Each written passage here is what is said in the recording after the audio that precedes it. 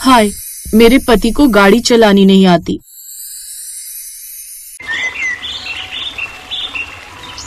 रीमा की शादी अर्जुन से हुए कुछ ही महीने बीते थे। एक रोज रीमा अपने पति से, वाओ कितना अच्छा मौसम हो रहा है बाहर, आज तो लॉन्ग ड्राइव पर जाना चाहिए और इसी बहाने साथ में शॉपिंग करने का अच्छा समय है। अभी अर्जुन को बोलती हूँ।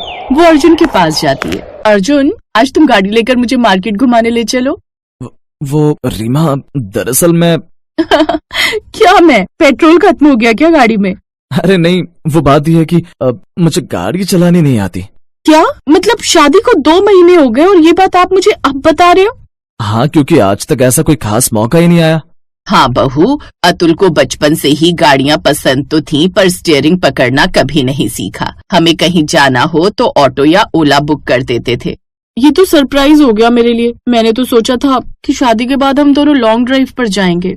लॉन्ग ड्राइव छोड़ो, अब तुम्हें शॉपिंग पर जाना है तो चलो, मैं ऑटो कर लेता हूँ। ये सुनकर रीमा का मुंह बन जाता है। उसे अभी तक यकीन नहीं हो रहा था कि उसके पति को गाड़ी तक चलानी नहीं आती। शाम को शॉपिंग कर वो घर आ जाते हैं। रात के डिनर की तैयारी करते वक्त रीमा की नजर लगातार खिड़की के बाहर खड़ी अपनी उस कार पर जाती है जो उसके पिता ने उन्हें शादी में दी थी। हाय, बेचारे मेरे पापा ने कितना सोचा होगा कि उनकी बेटी मजे से इस गाड़ी में घूमेगी, लेकिन उन्हें क्या पता था कि उनके जमाई को तो गाड़ी तक चलानी नहीं आती।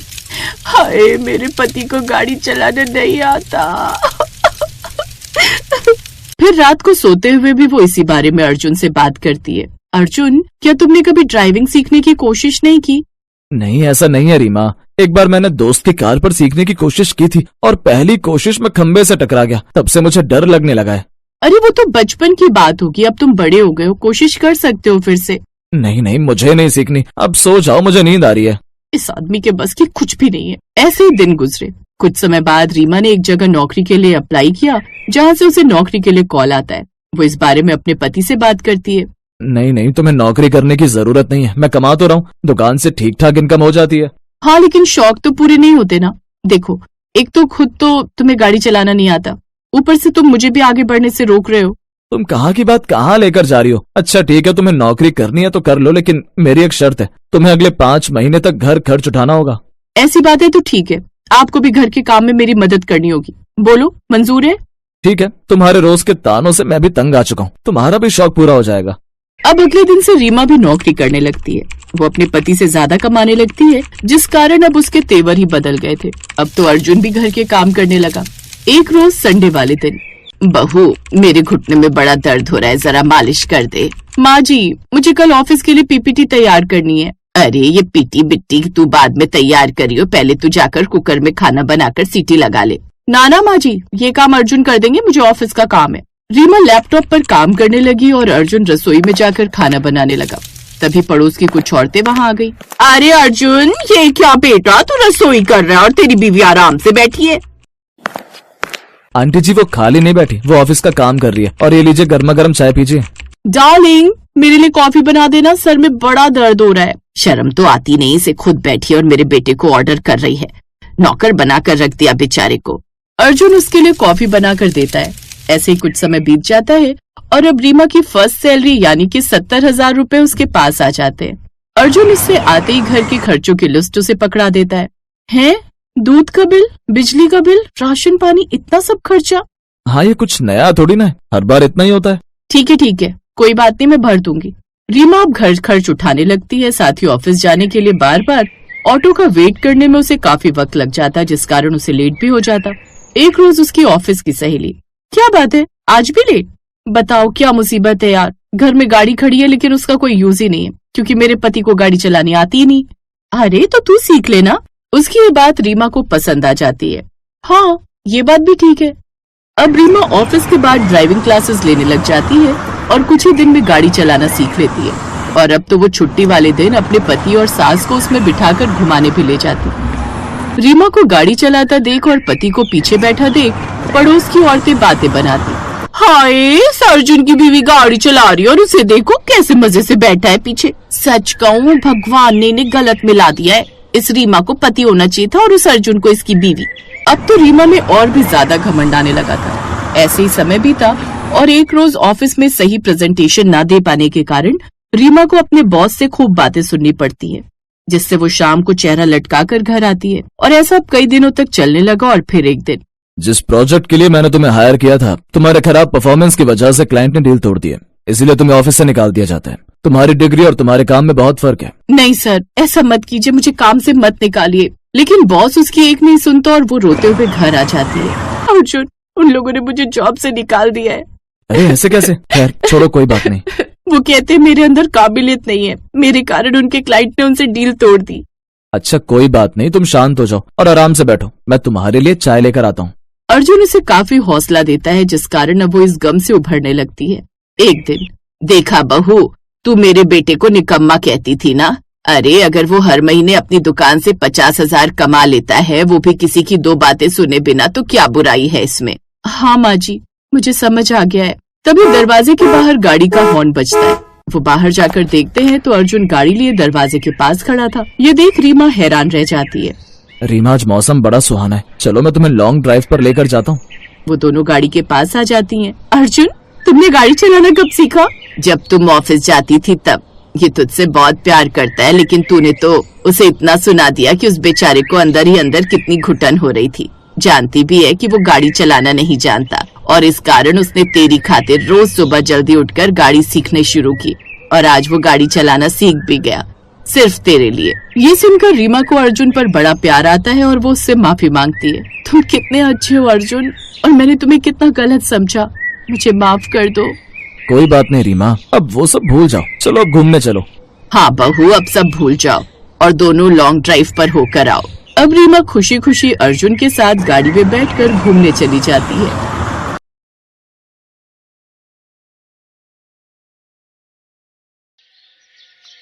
भैया, आधा किलो आलू और 1 पाव बैगन कर देना। ठीक है दीदी, ये ले लो सब्जी आपकी। पिछले 3 बार की मिलाकर 150 रुपए हो गए। आज दोगी क्या दीदी? आज नहीं, पर परसों तक मैं तुम्हारे पूरे पैसे दे दूंगी। ठीक है दीदी, दे देना, कोई बात नहीं। ना मैं कहीं जा रहा हूँ ना आप, परसों ले लूंगा। अच्छा दीदी, राम राम। हाय हाय, देखो तो बेचारी रचना कितनी दुखी है। अब तो सब्जी भी उधार लेने लगी है। तो और क्या करे बेचारी, जिसका पति नहीं कमाता उस औरत की जिंदगी बर्बाद है। इसका पति कमाता ही कहाँ है, पूरा दिन बस निठल्लों की तरह पान की दुकान पर खड़ा सिगरेट फूकता रहता है। पैसे कमाने की उसे चिंता ही कहाँ है। यही बेचारी घरों में रोटी बना बना कर घर चला रही है। पर अब तो वैसे भी पता चला है कि गर्भवती है, तो अब तो इसे भी काम करने में परेशानी आएगी। हाय, देखो तो निठल्ले पति को बच्चा पैदा करना आता है, काम करना नहीं आता। बताओ तो, जब घर में पैसे नहीं होंगे तो बच्चे को कैसे पालेगी? जरूरत ही क्या थी माँ बनने की, बेवकूफ औरत। अक्सर इसी तरह के ताने रचना को मोहल्ले वालों और रिश्तेदारों से सुनने को मिलते थे।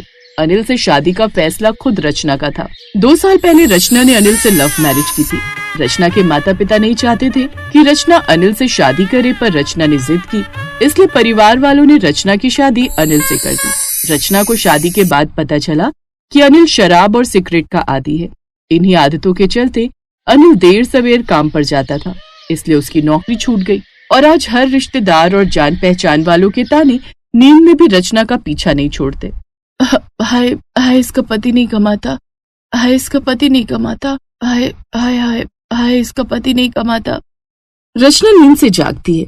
उसने नजर घुमाकर अनिल की तरफ देखा और फिर घड़ी की तरफ देखने लगी। 5 बजे हैं, पर सोने का मन ही नहीं है। ये मैंने कैसा सपना देखा? ये सब रोजाना के ताने हैं जो सपने में भी मेरा पीछा नहीं छोड़ रहे। आज काम पर भी जल्दी जाना है, उठी जाती हूँ।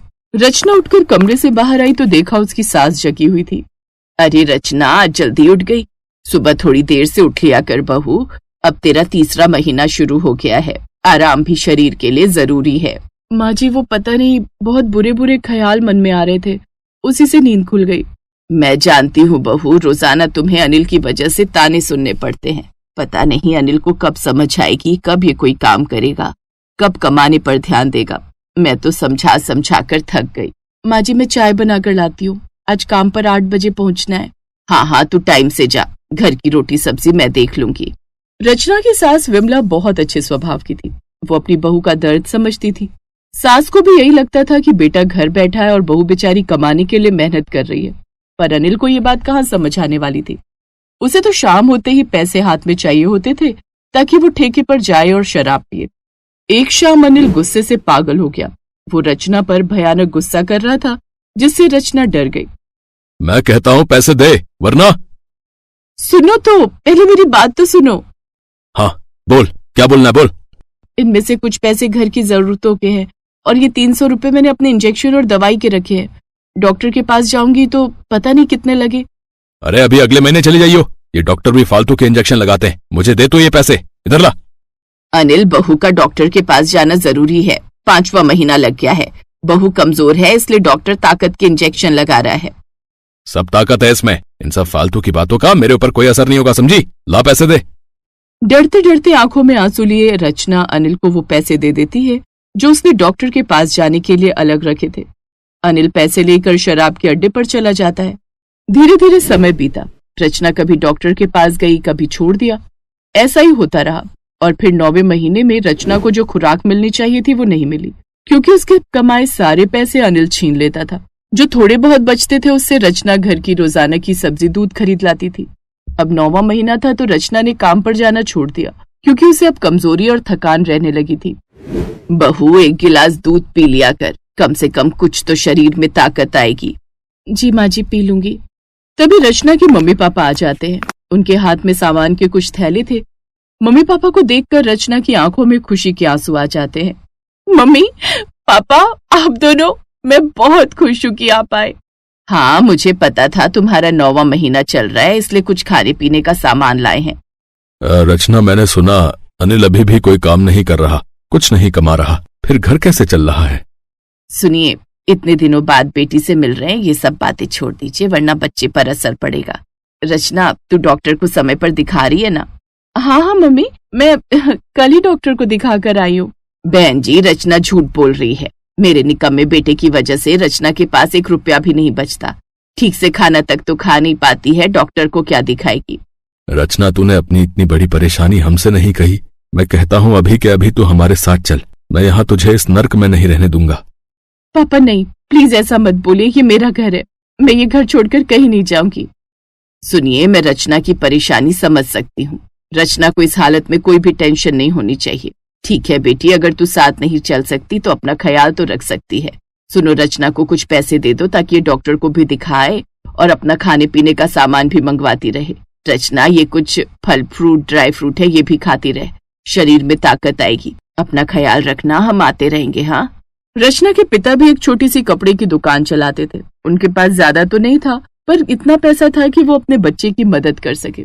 उन्होंने रचना के हाथ में 15,000 रुपए दिए ताकि रचना को इस हालत में कोई परेशानी ना हो। पर अनिल ने अलमारी में वो पैसे देख लिए और चुपचाप पैसे उठाकर दोस्तों यारों के साथ घूमने निकल गया।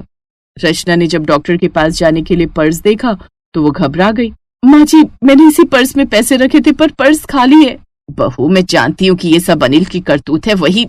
अचानक रचना को लेबर पेन शुरू हो गए। सास घबरा गई। वो ऑटो वाले को बुलाकर लाई और रचना को अस्पताल लेकर पहुंची।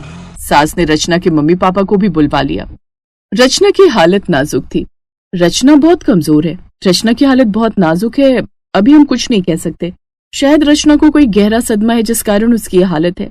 डॉक्टर, आप कुछ भी कीजिए, मेरी बेटी को बचा लीजिए। डॉक्टर, मेरी बहू को बचा लीजिए।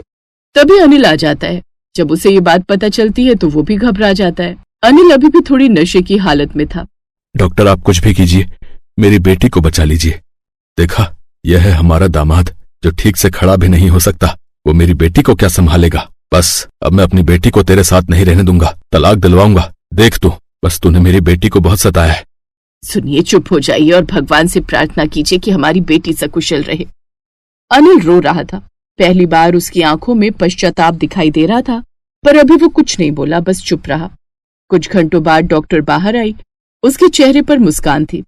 घबराइए नहीं, आपकी बेटी अब ठीक है। और हाँ, आप नाना बन गए। आपकी बेटी ने एक प्यारी सी बेटी को जन्म दिया है। माँ और बच्ची दोनों बिल्कुल ठीक है।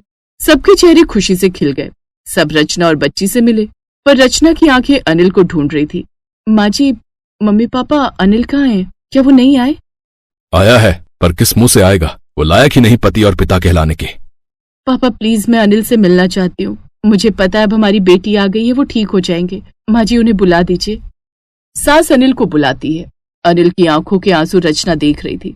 अनिल ने कांपते हाथों से अपनी बेटी को गोद में लिया और उसके आंसू छलक गए। मैं खूब कमाऊंगा अपनी प्रिंसेस के लिए, उसके पापा खूब मेहनत करेंगे। मेरी परी, मेरी गुड़िया, मैं खुद को बदलूंगा। मैं आप सबसे माफी मांगना चाहता हूँ, मुझे माफ कर दीजिए। उस मासूम बच्ची के आते ही अनिल में बदलाव आ गया। उसने कमाना शुरू कर दिया और रचना के छोटे से परिवार में उसकी बच्ची नई खुशियां लेकर आई।